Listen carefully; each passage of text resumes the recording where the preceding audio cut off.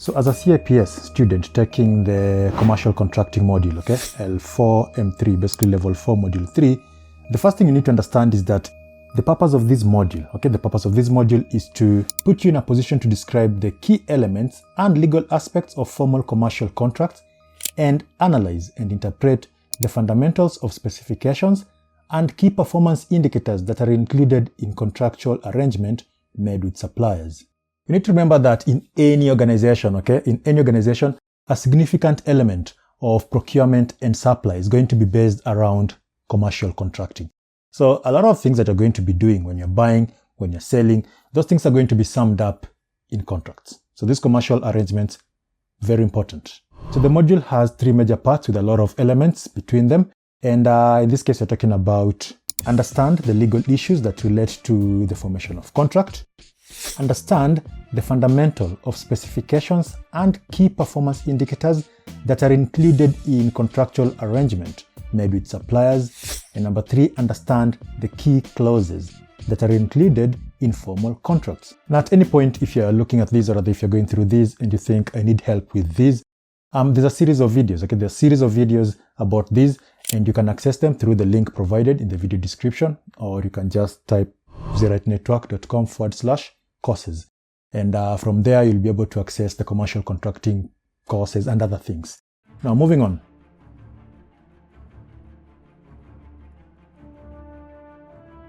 So this part has 3 learning outcomes, okay? 3 learning outcomes, which are designed to help you to know the documentation that make up a commercial agreement for supply of goods or services, legal issues you will face when creating commercial agreements with suppliers or customers, as well as the various types of commercial agreements that can exist between customers and suppliers.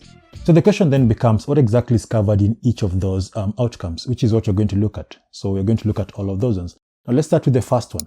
Analyze the documentation that comprise a commercial agreement for the supply of goods or services. So in this case, you first need to know what contracts are. What exactly is a contract? And we're talking about a legally binding agreement, which is what a contract is. Now regarding that legally binding aspect, okay, the legally binding aspect is what creates the difference between a contract and any other social agreement, all right? So that's the first thing you need to know. In fact, key to the law of contracts are 4 questions which you must always have an answer to. And these are: number 1, is there a contract in existence? Now, as you are reading this, okay, as you're going through that, the answer to that question, is there a valid contract in existence, will depend on the essentials of a valid contract. We're talking about things like offer, acceptance, consideration, capacity to contract, and legality, all those stuff. Do they exist? So, do we have a valid contract? That's the first question. Number 2, is the agreement one which should be recognized and enforced by the law? And that would mean, okay, you need to understand the difference between a valid contract, a void contract, and avoidable contract. All right? I mean, contracts can fall under those 3 categories. A valid contract, a contract can be enforced by law, right? Void contract, which is lacking some of the essentials of a valid contract, which means it's not necessarily legal, it just can't be enforced by law. Think about something like if you contract with a miner. So the problem is that in that case, the contract is going to be voidable, okay, at the options of the miner, which means the miner can reject the contract, which turns it into valid. And of course, which turns it into void, okay? And of course, if you have valid and you have void, in between here, you're going to have voidable. So what exactly is a voidable contract? Well, it's a contract that is not valid and it's not void. It depends on what the parties do. That is number 2, okay?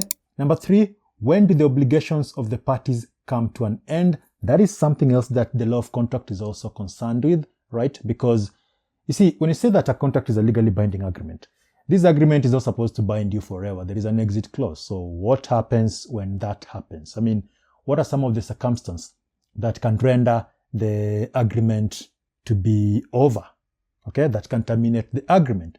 And there are a lot of things that can do that, from frustrating event, breach of contract, performance, operation of the law, all that stuff.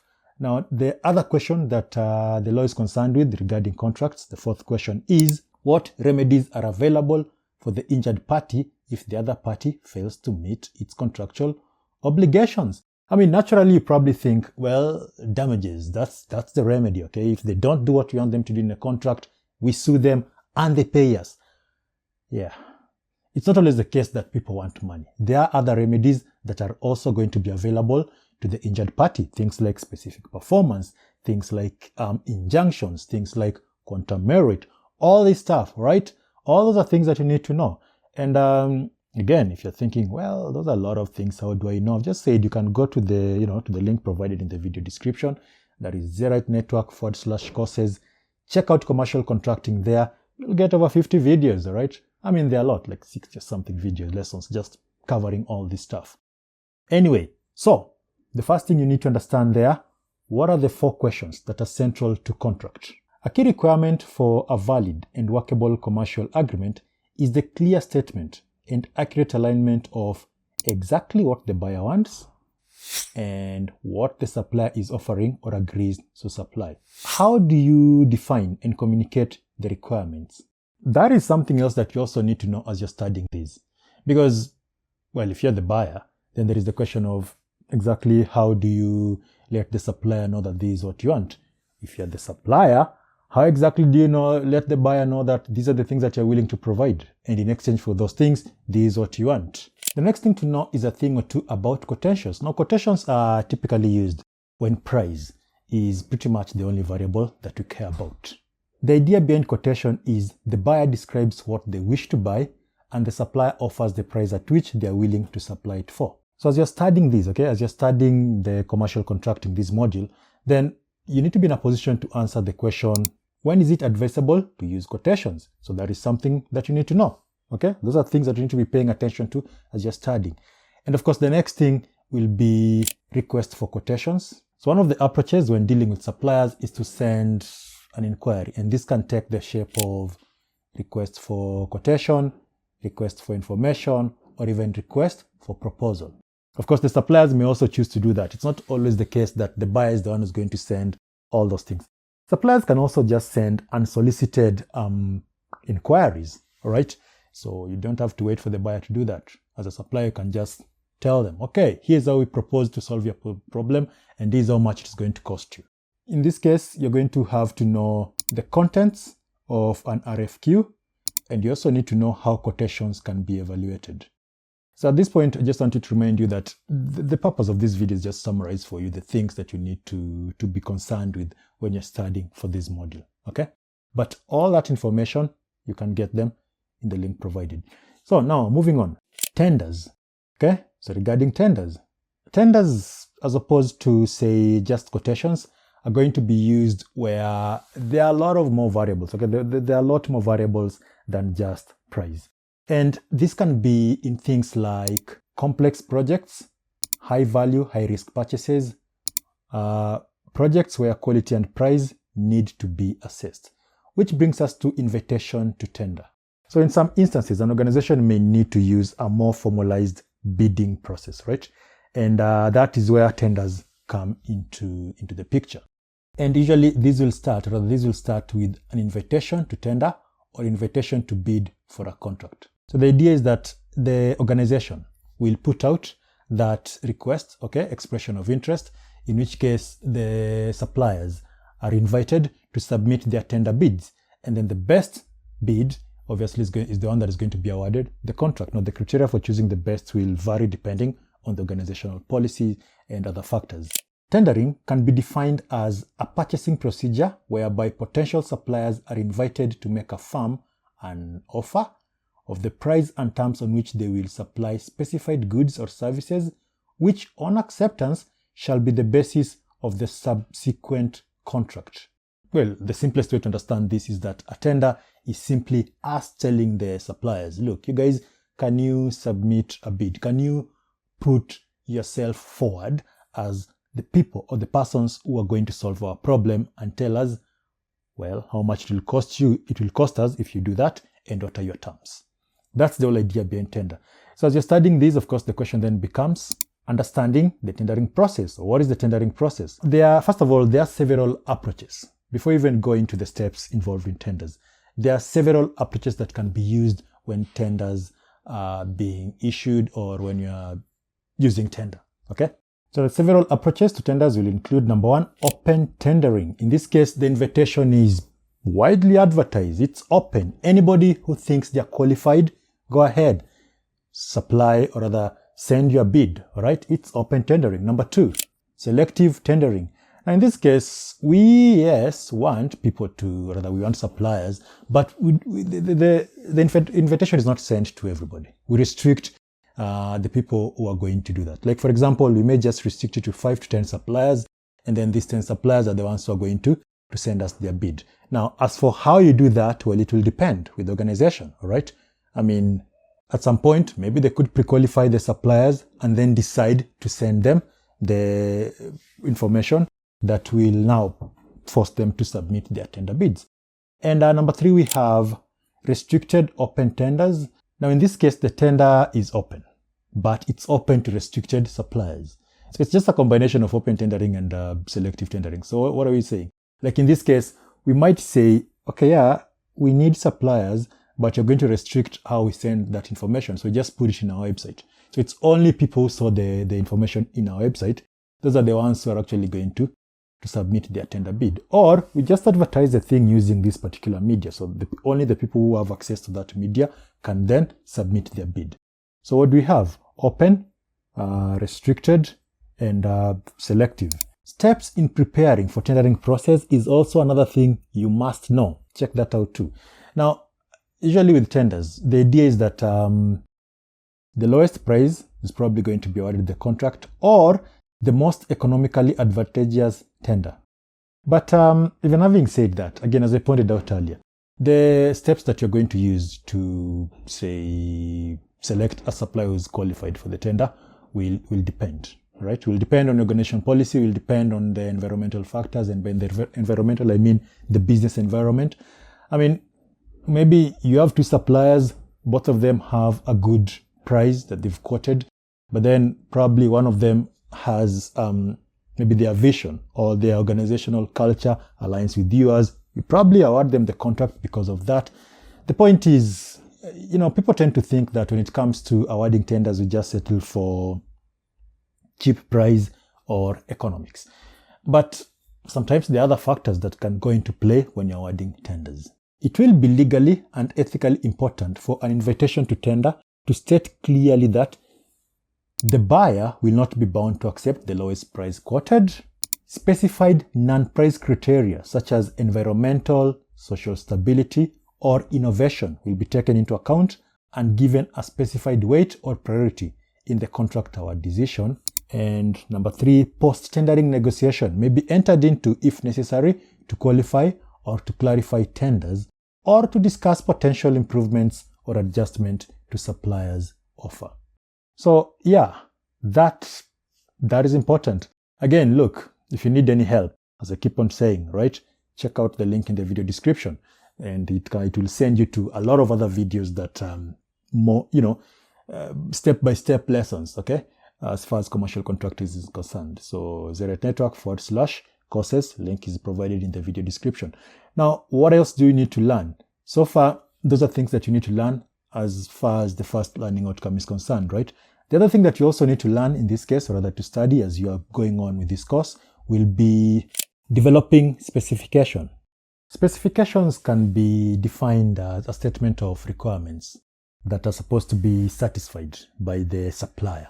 So you're specifying what the suppliers needs to provide. Why specification matters? Now, in the quest for value addition, the purpose of an effective specification will be to ensure requirements are properly defined, communicate the requirements clearly to the suppliers, minimize risks associated with miscommunication or even doubt, provide a means of evaluating the quality or conformance of goods and services provided, and also to support standardization and consistency where items are procured from more than one source. And with that in mind, you need to understand the various types of specifications. Now, naturally, or broadly speaking, or even generally speaking, whichever term you like, right? Specifications can be classified into two. You're talking about conformance specification and performance or functional specification. Now, as you're studying these, all right, you don't just need to know that, well, there are two. You need to go beyond that. You need to know that of these two, they have advantages, they have disadvantages. When can you use one as opposed to the other? For example, if you have no idea, okay? If you have no idea about the mechanics of whatever it is that you want, then it will be a bad idea for you to use conformance specification, because with conformance specification, you're actually telling the supplier, this is how I want you to do this thing, except you don't know how. You just know what you want the thing to do, but you don't know how or rather what it takes to make it. So in that case, you're better off going with functional specification. So, yep, check those ones out. What are the advantages? What are the disadvantages? When can you use what? And that as far as specification is concerned. And then you move to key performance indicators as you're studying. Specifications. Okay, specifications will set out what exactly you want to be delivered. All right, be it conformance or functional. But then the question is, how do we compare what has been delivered with what we wanted? And that is where KPIs come in. Key performance indicators are clear qualitative or quantitative statements which define adequate or desired performance in key areas. What gets measured gets managed, and that gives you an idea of why the KPIs are important and what exactly it is that they do measure. When you talk about supplier performance measurement, we mean assessing their current performance against defined performance criteria, previous performance, performance of other comparable organization. So then the question becomes, what exactly do we need to know as far as this is concerned? Or what do you need to know as far as that particular part of your study is concerned? And you need to know benefits of using KPIs both to the buyer and to the supplier, all right? So not just benefit from one side, benefit from both parties. And number two, you need to also know the KPIs setbacks. And then you move on to contractual terms. Regarding contractual terms, you need to know a number of things. First of all, you need to know that not everything that you say when you are negotiating will become part of the contract. The things you say when you're negotiating, okay, or rather when you're negotiating the contract, those things are just representations. That's what they are. They are representations, okay? And if they turn out to be false, then they become misrepresentation. But what happens if they make it into the contract? Well, if they make it into the contract, then they become the terms of the contract. So what are the terms of the contract? Now, these are the duties and obligations of the parties in the contract.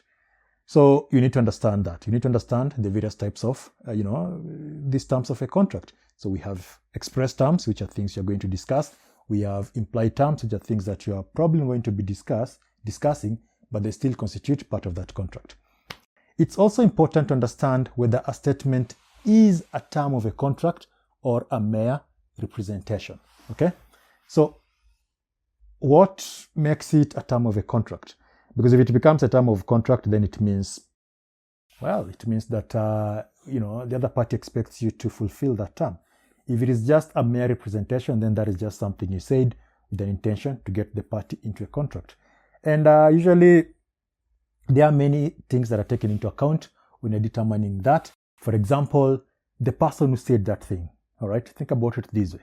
If you're sick and you have two people giving you advice, there's a doctor and then there is your parent or your religious, whatever, assuming you're religious. Now, all of these people may have your good, they have something, they don't want you to suffer, basically, right? They have you at their heart. But then there is a question of whom do you really trust as far as that situation is concerned? Do you take the advice from your parent regarding your health, or do you take the advice from the doctor regarding your health? So there is a question of who said it, okay? So those are some of the things that you look at. So in this case, okay, you need to understand that. You need to understand what is a term, okay? And what's the difference between a strong term and a weak term, basically a condition and a warranty. What is innominate terms, the terms that are in between conditions and warranties. What happens if you breach a condition? Well, simple, the contract is over. What happens if you breach a warranty? For the most part, you're going to have to pay some damages and the contract will still continue. So you need to know that as far as terms of contracts are concerned, and many more things like practical examples. And then you move on to the next part, standard and model form contracts. Since drawing contracts can be time consuming, most organizations do not go into the trouble of actually drawing a contract every time they get into a deal. So they're just going to have some standard, industry standard contracts or some template that is there, and then they just conform to that template. Of course, there could be problems with that because for the most part, that means just conformance. But then again, it saves time. So for most routine transactions, they'll just rely on standard terms. Each firm will draw up its own standard terms of business and will seek to ensure that these terms are accepted by other firms with whom they deal. In this case, what you need to find out is advantages of using standard and model form contracts, as well as disadvantages of using standard and model form contracts. And that is assuming you even know the difference between a standard and a model form. Well, the difference is that one is, like with the standard terms, those are terms that the company just has, and model forms are usually done by a third party. So for instance, CIPS, you can just purchase a contract from them, the template, and then that is what you use to apply in your future business transaction whenever you see fit. The next thing to look at are the key sections of the contractual terms document. If you have a contract, what are the key sections? And actually many contracts, although not all of them, will have the following as their key sections: the articles, recitals, contract particulars section, the full terms and conditions, as well as the schedules. And yeah, you need to know what each of those sections contain. So, as you're studying, that's something that you need to study. And after that, you look at pricing schedules and other schedules. Actually, this is going to be the conclusion of the first learning outcome. Now, in this case, schedules are used as a way of making it easier to incorporate project-specific information in a contract without having to amend the wording of the main body of the document clause by clause. Meaning what? Meaning, rather than just keep on saying, okay, the client in this case, say the client is called John. And then each time you want to talk about the client, say John, John, John, John. You just say John, and then therein in the contract referred to as the client. And so each time you mention the client, you're referring to John. And so the same thing goes for the price. So you have one particular part where you talk about all the details containing the price. And then in the contract, you just say price, and anybody who has any question regarding the price will just go to that part, the appendix, and then see what you meant by the price. The benefits of this approach are as follows. Number one, drafting a contract is simplified and therefore quicker and more effective. Number two, within the purchasing organization, clauses or similar contracts have identical wording, avoiding the risk of different approaches across the organization. Contract managers become familiar with the forms that they use regularly, and in the event that they will need to refer back to the contract, they can do so with ease, knowing where to find relevant information. Now that is true for both purchasers and the suppliers. And then also another benefit is the contract and the procurement documents can be drawn up in such a way as to allow direct incorporation of a supplier's tendered offer, reducing the risk of misinterpretation. Right, so in this case, what do you pay attention to? Well, you need to pay attention to pricing schedules, basically their content, as well as other schedules that may be included in a contract. Again, that is part, okay? That is the first learning outcome of part one as far as commercial contracting is concerned. And again, if you need any help, you know what to do. Check out the link in the video description. And or simply go to zerightnetwork.com/courses and then pick what you need help with. So in this case, it will be commercial contracting. Just pick commercial contracting and go through all the lessons, okay, that are provided there. Video lessons, PDF downloads, and articles that support all this stuff. Now let's move on.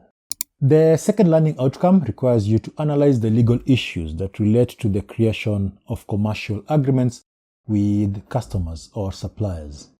Remember, unlike social agreements, commercial agreements are going to be legally binding, right? So unlike the deal that you have with your friend, business deals tend to be legally binding, which means whatever you're agreeing to, you're not just agreeing to that thing, you're also agreeing to the fact that if the other party doesn't like what is going on, they could sue you, okay? The question then is, what are the legal issues relating to creation of such? Now the focus here will be on invitation to treat or invitation to negotiate. You need to pay attention to that. rules relating to offer and acceptance, consideration, intention to create legal relation, and capacity to contract. Number 3, battle of forms and precedence of contract terms. Number 4, risks presented by contracting on suppliers' terms or through verbal contracts. Number 5, the Vienna Convention on International Sale of Goods, as well as vitiating factors in a contract. Now, why do you need to understand legal aspects relating to business? So there are a number of reasons, okay? There are a number of reasons why the suppliers, or even in this case, the purchaser, need to understand the laws relating to contract. And these reasons will include compliance with the law is mandatory, the law is dynamic, and its requirements are always changing, okay? Purchasing involves a number of activities which are the specific focus of the law, and regulations, notably the development and performance of contracts with suppliers. Next, ignorance of the law is not defense, as well as a little knowledge is a dangerous thing. And so those are some of the areas that you'll need to focus on. What does a basic contract do? So the idea behind a contract, okay, the idea behind a contract is to set up the roles of the parties in that agreement. That is why you have terms and conditions, okay, basically terms. So we're talking about things like exactly what is it that the parties have agreed on, that is specification, price, delivery, payment dates, etc. Conditions and contingencies which may alter the agreement. In short, circumstances under which it would be reasonable to enforce certain terms. We're talking about things like if party A does X, then party B may do Y. Number 3, the rights of each parties if the other party fails to do what has agreed to do. Basically, things like remedies in the event of a breach. Next, how responsibility or liability may be apportioned in the event of problems. For instance, who pays for damages or loss of goods. And finally, how any dispute will be resolved. For example, things like arbitration, negotiation, mediation, conciliation, or litigation, assuming that's what you want to go with, all right? So these are conflict resolution mechanism. You may bring those ones out in a contract in the event of conflict or in the event of, well, such a problem. How do we solve that? The next thing to take a note of is essentials of a valid contract. Regarding essentials of a valid contract, you will, in fact, have to look at things like an offer, acceptance, consideration, intention to create a legal agreement, as well as the capacity of the parties to contract. Meaning what? Meaning, let's start with the first one, the offer. An offer is an expression of willingness to contract on definite terms if those terms are accepted by the other party. The person who makes the offer is called the offerer, while the party being addressed is the offeree.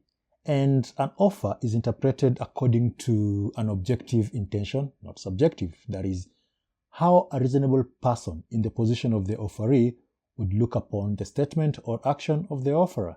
And that will also mean that you need to understand that we have things which look like if they are offer, but they are not. We're talking about things like statement of intention, supply of information, as well as invitation to treat. All of which are things that you need to learn, okay? For example, if somebody asks you, how much are you selling your laptop for? And then you say, I'm selling it for X amount. Then the person says, okay. Now, the person didn't make an offer. They simply requested for information. So that is not an offer. The information in this case was price as to how much you're selling your your laptop for. And that is also the reason why things like quotations don't really amount to an offer, okay? And so in addition to learning everything about that, you also need to know types of offers, how offers are communicated, how offers are terminated, and then you move on to acceptance of the offer, which is what follows. So for a contract to be formed, an offer has to be made, right? And that offer has to be accepted. And it has to be accepted the way it is, because if you qualify your acceptance, then that is not acceptance, that is pretty much a counter offer.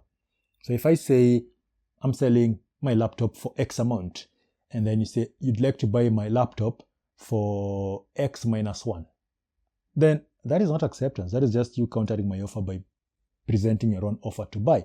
I made you an offer to sell, and now you're making an offer to buy, which is different from whatever it is that I said. Acceptance can be implied or it can be expressed, okay?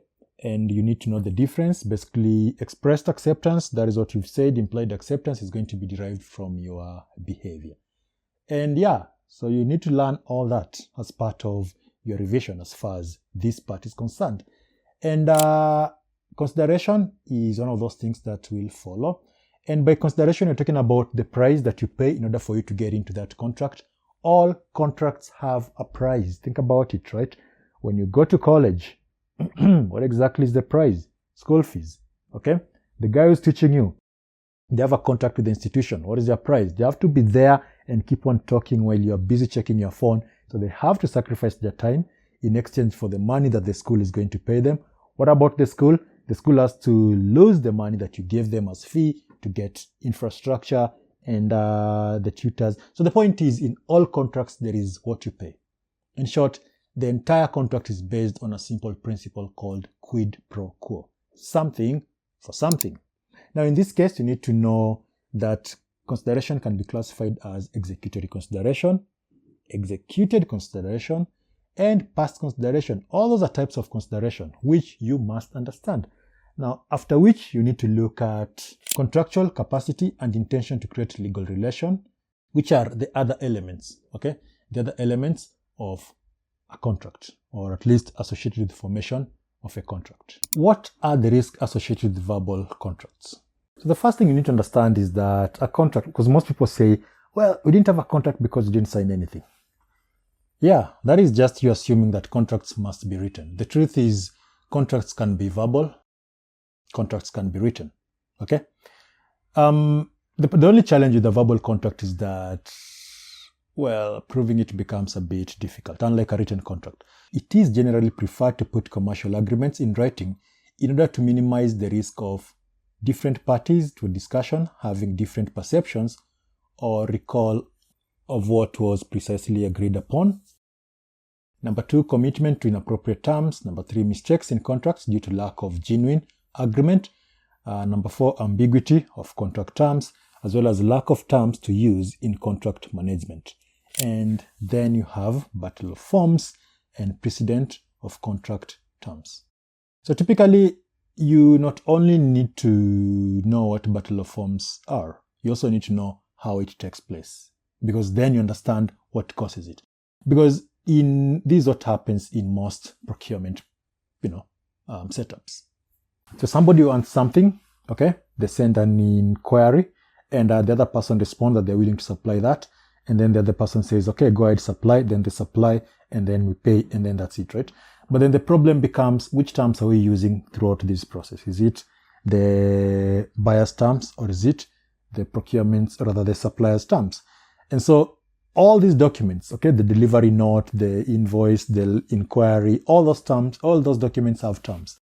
And that is where the battle starts, because if you send your documents, then the assumption is you want us to use your terms. And if we reply with our document which has terms, then the assumption is those are the ones that you want you to use. So how do you avoid these? Well, battle of forms can be avoided through things like send acknowledgement copies of all inquiries, okay, accompanied by the buyer's terms, which the given supplier must complete and return. Okay, so in that case, the buyer just wants you to stick to their terms. And of course, if the supplier does contradict that, then it means that you really need to tell them, no, these are the terms that you're going to use. So all those are things that you need to learn as far as this is concerned, right? You need to understand that. So don't just skim through these, because it's what most students do. You are more focused on the questions that are going to be asked. So you spend a lot of time buying revision material in the form of questions. I just want to look at the questions. The questions are good. But the problem with cramming questions is that if you don't have the concept and then they twist the question a bit, now you're stuck there saying, these people are trying to trick us. They're not tricking you. They're asking you questions. They're trying to see if you understood what you studied. And so that's the reason why you need to be careful as far as these things are concerned. Now, moving on, the Vienna Convention on Contracts of International Sale of Goods. In this case, you need to know what that is all about, okay? What happens if contracting parties decide to adopt it in the contract? So if the parties decide to go with the Contract for International Sale of Goods, then there are certain obligations that will come into play. For example, The seller has three fundamental duties in this case: to deliver the goods, deliver the relevant documentation, as well as to transfer property in goods. As for the buyer then has the following: to pay the price expressed in the contract of sales and to take delivery according to the terms of the contract. You also have to know about the type of goods that fall under the Contract of International Sale of Goods rules, okay? So that's the thing with the Vienna Convention. I mean, it sounds like if it's something complicated, but it's just sale of goods, except in this case, we're talking about international sale of goods, because naturally, the sale of goods contracts tend to be things that you do on your day-to-day activity. When you go to a shop and you buy bread, or when you go to a supermarket and you buy stuff, you are simply operating under the sale of goods contract. So in this case, you're just saying, now it's not local, taking it international, okay? And then there are few rules that are probably going to change. And so you need to know that. Now, the final thing about this learning outcome, okay? The learning outcome 2 is the vitiating factors. And so you need to understand the vitiating factors. First of all, what are they? These are things which can render a valid contract void or voidable. And you're talking about things like mistake, misrepresentation, duress, undue influence, as well as illegality. Of course, you need to know what they all are and how they operate, okay? Things like mistake. So we could have common mistake, could have mutual mistake, could have unilateral mistake. Misrepresentation, you could have innocent misrepresentation, fraudulent, negligent. The idea behind duress, no one should be forced into a contract. But then the problem is, what if you're forced into a contract and you end up liking it? What are the consequences? Well, that contract is voidable, right? So, So with that, you conclude the second learning outcome. And then you move on to the third one, which is comparing types of contractual agreements made between customer and supplier. Okay? And in this case, you're talking about things like one-off purchases, framework arrangements and agreements, the use of mini competitions, call-offs, service contracts, contracts for hire and lease of assets. Knowing the theory behind contract formation is good, but that still leaves the practical aspect, okay? What shapes do contracts actually take, which is what is covered in this section. Now, in this case, we start with the one-off purchase. One-off purchase contracts can be used for goods, service, or works. So you need to understand that when you talk about one-off, you're simply saying it's a contract that relates to buying a thing, all right? It's not like you're buying one thing. It's just that entire contract is just based on one specific thing. You are buying a car, which means the next time you go to buy a car, as far as that supply is concerned, then that's just a different contract, okay? It's not the same as the first contract. So if you buy 10 cars at once, that's a one-off purchase.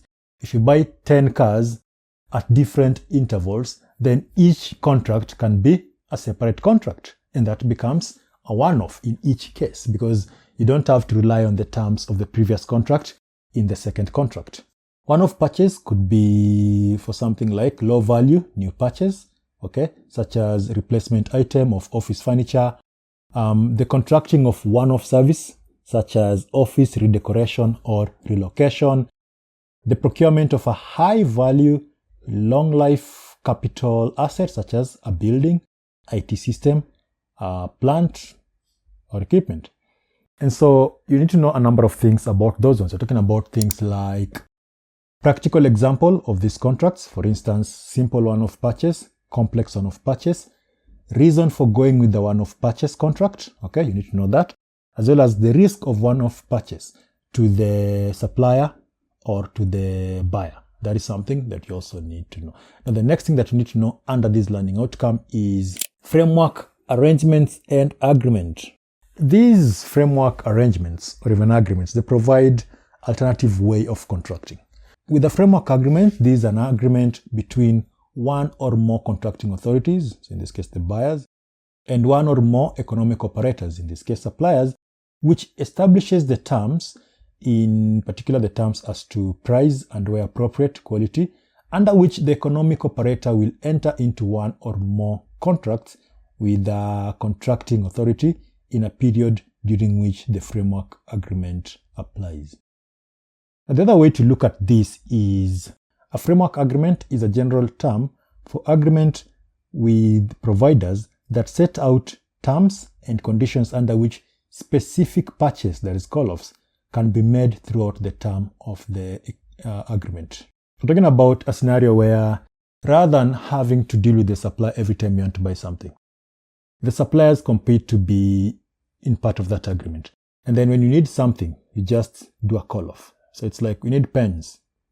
Supply the pens. So you don't have to discuss the price and everything because you already finished that one in the framework agreement. So in this case, you need to know things like what are the main features of framework agreement, as well as advantages and disadvantages to both the purchaser and the supplier. You also have to remember that the agreement will set out how call-offs can be made, okay, how price is calculated, the specifications, the duration of the agreement, who can assess the agreement, as well as any limitations such as how long past the end of the framework agreement a contract established under it can run, and the main terms to be included in the contract or the form of contract to be used, where this is intended to be a standard norm. And then we move to call-offs. Okay? A call-off is the award of an individual supply contract under a framework agreement. As I pointed out earlier, these are used in a situation where, let's say you're planning to be buying things regularly, and you don't want to be looking for new suppliers every time you have to do that. Okay? So you'd rather just deal with suppliers that are already in your list. So when the time comes, okay, the time for you to buy these things, then what to just do is a call-off. It's like, look, you guys are part of this framework agreement, and now it's time for you to supply, and therefore go ahead and supply. Examples include the following: servicing and maintaining equipment in buildings like fire alarms, lifts, okay? Services which cannot be carried out off-site, for example, laundry for hotels. Supply of goods which are regularly required, but where the purchaser can only stock a limited amount, for example, stationaries. Now, the things that you need to understand as far as that part of your study is concerned are how it actually works, benefits and risks of call-off to the parties involved. Then again, remember, if you need help, you know what to do, right? Just go to the, to the site, zeroidnetwork.com/courses, and you'll get all this stuff, all right? You'll get, as well as notes and things like videos and PDF downloads, all that stuff are there. So don't be like, yeah, I'm just going to be on my own. It's like, you don't need to be on your own when there is help. So go ahead and do that. Now, the next thing is service contracts, okay? Which is another example of type of contract between supplier and purchaser. In this case, it's going to be helpful for you to distinguish between goods, service, and works as far as contracts are concerned. Goods are what would normally be thought of as products, things or stuff. These are tangible items or materials that can be touched, stored, and moved. They might be raw materials, components, as well as parts of finished, articles. Services are intangible. They cannot be touched or stored. So a service is something done or provided by a person or a group of people. Regarding works, so works can be thought of as special type of service contract. So work contract relates specifically to construction, okay? Building, civil engineering, and the like. With that in mind, then it means you need to understand service level agreements, okay? That's the next thing that you need to know as far as that is concerned. The main purpose of, first of all, a service level agreement are formal statements of performance requirements specifying the exact nature and level of service to be provided by a service provider. So these ones are typically going to be added, okay? It's a document that is going to be added in a contract, and that becomes its own thing in that contract, so the service level agreement. The main purpose of a service level agreement is to define the customer's service level needs and secure the commitment of the supplier to meeting those needs. Service level agreements can be seen as yardsticks. Okay, they're going to be yardsticks in which you measure suppliers' subsequent performance, conformance, basically the degree to which they meet the standards, as well as compliance.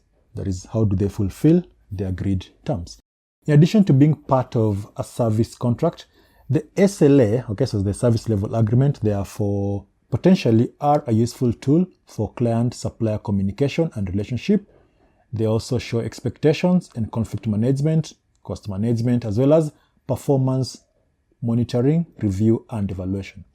You should know the basic contents of a generic SLA, meaning what services are included, standards or levels of service, allocation of responsibility for activities and risks and costs, how service or services levels will be monitored and reviewed, how compliance and disputes will be managed, when and how service agreements will be reviewed and revised. Okay? And you also need to know how exactly can we add value using service level agreement. You need to know that. And then the next thing to be concerned about will be contracts for hiring and leasing of assets. Remember, it's not always the case that you buy something. Sometimes you can just choose to hire it.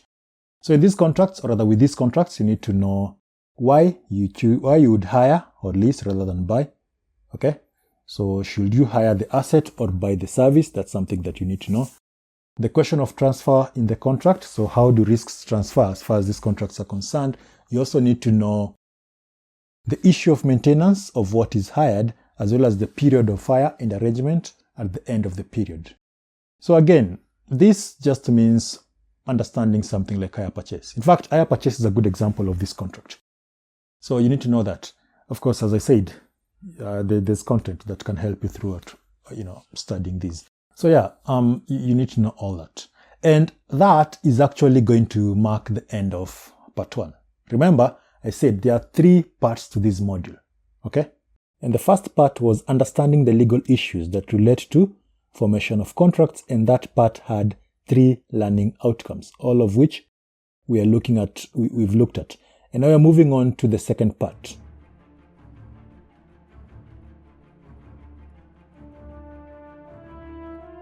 So the second part in this case will be understanding the fundamentals of specification and key performance indicators that are included in contractual agreements made with suppliers. So in this case, in part 2, you have 2 learning outcomes. And the first one is analyze the contents of specification for procurement.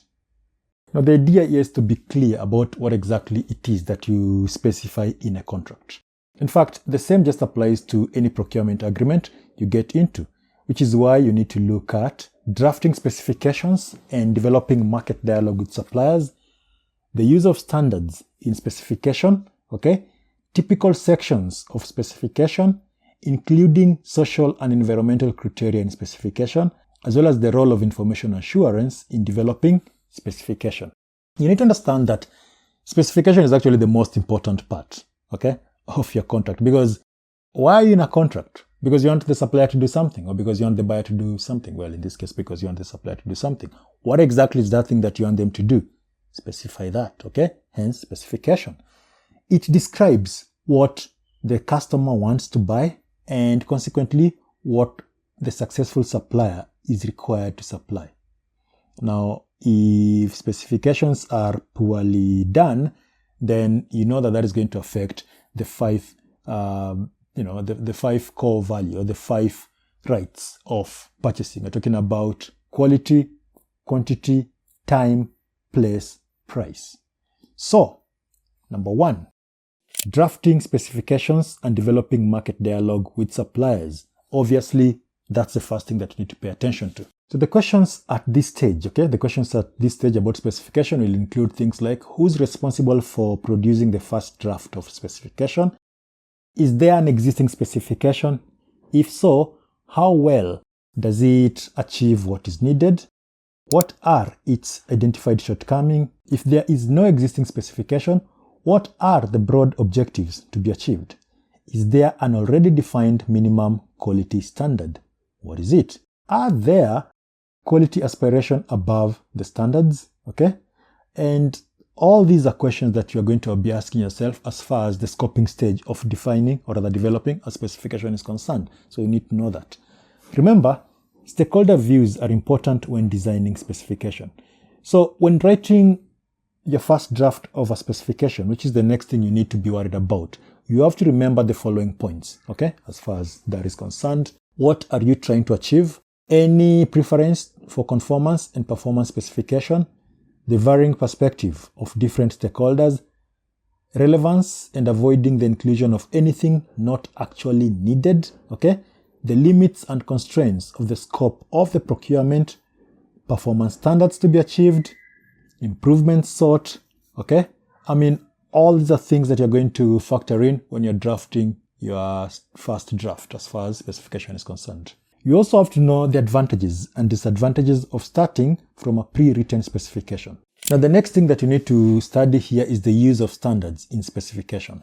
And in this case, you're talking about things like the ISO standards, okay? And so you need to study that. Now, something else that you look at as far as specifications are concerned is the sections in a specification. And these are things like the scope, okay? Definition, consultant requirements, reference to other documents and standards or codes, as well as substantive requirement. And of course, the next thing that you also need to worry about is whether or not to include environmental criteria in your specifications, okay? And yeah, so that will conclude that learning outcome. And then the second learning outcome, which is also like the final learning outcome in part 2, will be appraise examples of key performance indicators, that is KPIs, in contractual agreements. And so in this case, what are you going to be focusing on? So in this case, we're talking about KPIs, right? And therefore you'll be focusing on things like defining contractual performance measures or key performance indicators, the use of service level agreements, something that we talked about, typical KPIs measures to assess quality performance, timelines, cost management, as well as resource and delivery. Now, as you know, the purpose of KPI, okay, is to actually try and figure out if the specifications are actually delivered the way you wanted them to be delivered, right? If the suppliers met the specifications. And so that would mean things like characteristics of goods or services, timelines, price and delivery, essentially the 5 rights of procurement. Of course, this will depend on a number of factors and influence that define the organization and the operating environment. So, right quality of a luxury brand will be different from that of a budget brand, which means that as far as KPIs are concerned, the idea is just to see if the contract is as per what we wanted, all right? So don't just assume that if that contract was that way, this one has to be, take the context into account. Right, so what do we start with in this case? So in this case, we start with the various types of KPIs, okay? And there are 3 main types of data used in KPIs. We're talking about binary measures, where you only have 2 options and you select one. That is either yes or no, pass or fail, okay? You have numerical measures. This is the most common type of measure where a range of solutions is possible, okay? The measure may be a definite number, for example, an actual number of orders incomplete, or a percentage, okay? And then you have quantitative or subjective assessment. These are purely based on, opinions, okay? So in your own opinion, what do you think about that? Was it properly done or not? Most often, these will be linked to or converted into numerical measures. So users may be asked to provide ratings of unacceptable, poor, good, adequate, or excellent, which are then converted into 0 to 4 sort of scores. However, such satisfaction survey often also include free fields for respondents to explain why they feel the way they do and what they might have liked to be different. And the next thing you look at as you're studying KPIs will be the sources of data and who controls them. Remember, data is important as far as key performance indicators are concerned. So, the sources of data and who controls them. And now, in this case, we're talking about what data do you need, where is the data held, and are there costs associated with collecting data. And number 3, you'll also have to look at steps involved in defining KPIs, that is deciding what matters, okay? That is, what are you going to measure? How are you going to measure it? Who is going to measure it? How often or over what period of time will it be measured, as well as how does the measure convert into scores? Then the 4th thing that you look at as far as this aspect of KPIs are concerned are the use of service level agreements. All right. So there's all that, okay? Things to do with the SLAs. And then that concludes the second part, or in this case, the second learning outcome of part 2. So, first part, second part. The final part as far as your commercial contracting, level 4, module 3 is concerned will be understanding the key clauses that are included in formal contracts. Now, the thing that you quickly notice when you're looking at your course outline, okay, this part is actually practical. The third part is actually practical because it's just taking all the theories that you did study in part 1 and part 2 and now look at the practical aspect of all these theories. So the first learning outcome, there are 3 learning outcomes here. The first one is analyze contractual terms for contracts that are created with external organization. And under this, you look at the use of express terms, the use of standard terms of business by both the purchaser and suppliers, as well as the use of model form contracts such as FIDIC and the likes. So those are just practical stuff, like when to use express terms. And these are things that, of course, I've provided in the link that, I did mention, 08network/courses, so you can just access all of those ones. Now, the second learning outcome here, again, a practical one, will be recognize examples of contractual terms typically incorporated into contracts that are created with external organizations. And that means looking at things like key terms in contracts for indemnity and liability, issues to do with subcontracting, insurance, guarantee, as well as liquidated damages, and terms that apply to labor standards and ethical sourcing. So again, practical aspect, right? All that practical. And finally, we're talking about recognized types of pricing agreements or other pricing arrangements in commercial agreements. So the use of pricing schedule, the use of fixed pricing agreement, cost plus and cost reimbursement pricing arrangements, the use of indexation and price adjustment formula, the use of incentivized contracts, as well as payment terms. Again, practical, right? So if you don't understand the first part and the second part, then this part becomes a problem because you and I are just saying, okay, you studied all these things. Okay, now how do you use them?